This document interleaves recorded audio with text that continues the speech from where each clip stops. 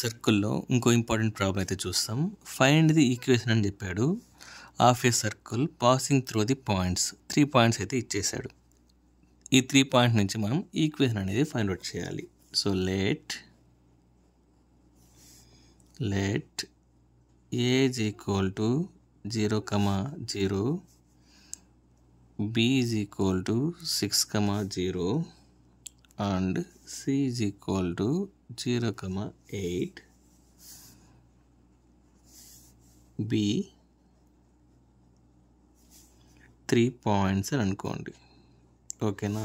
3 points ఇచ్చినప్పుడు ఎలా చేయాలనేసి మీకు ప్రాబ్లం అనేది నేను సాల్వ్ చేస్తున్నా. ఓకేనా? Let the equation of the circle. So మనకు జనరల్ ఫామ్లో ఉంది కదా, ఏంటి? x² plus y² plus 2gx 2fy plus c is equal to 0. ఓకేనా? సో ఇక్కడ మనకు పాయింట్స్ ఇచ్చారు కదా, ఈ ఈక్వేషన్లో సబ్స్టిట్యూట్ చేయడమే. సో దీన్ని ఈక్వేషన్ 1 అనుకుంటాం. So first, since it is passing through. So a is equal to 0, 0. మనం ఈ అబోవ్ ఈక్వేషన్ సబ్స్టిట్యూట్ చేస్తే మనకేమొస్తుంది? 0² 0² 2g 0 2f 0 plus c is equal to 0. So మనకు ఏమొస్తుంది? c is equal to 0. దీన్ని ఈక్వేషన్ నెంబర్ 2 అనుకోండి. ఓకేనా? నెక్స్ట్, సిన్స్ ఇట్ పాసింగ్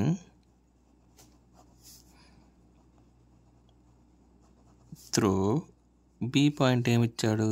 6, 0 అని మనకి ఇచ్చాడు. ఓకే, దీన్ని మళ్ళీ ఈక్వేషన్ 1లో సబ్స్టిట్యూట్ చేస్తాం.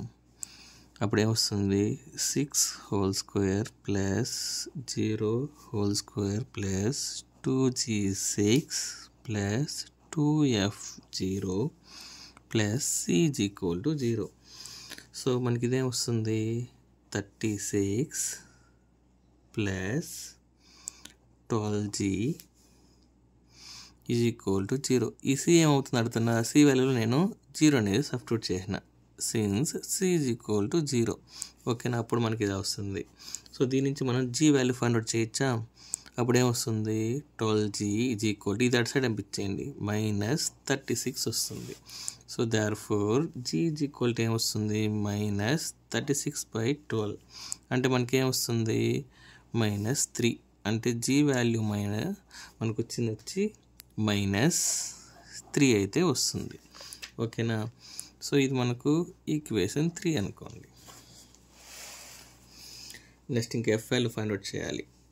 సేమ్ అదేవిధంగా, since it is passing through c 0, 8. ఓకేనా? సో సబ్స్టిట్యూట్ చేస్తాం. 0² plus 8² plus 2g0 plus 2f8 plus c is equal to 0. So ఇక్కడ ఏమవుతుంది?